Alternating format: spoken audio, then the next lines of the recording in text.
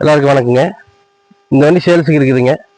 1997 model company டீசலுங்க.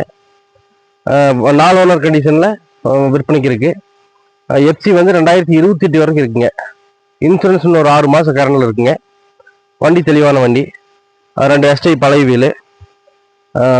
Tyre நல்லா இருக்குங்க. Front ஒரு 30 பைசா இருக்குங்க. பேக் நல்லாவே இருக்கும்.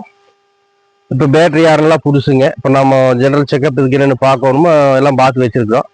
வண்டி வந்து தரமாக இருக்குதுங்க. இப்போ ஸ்டார்ட் பண்ணி காட்டுற பாருங்க.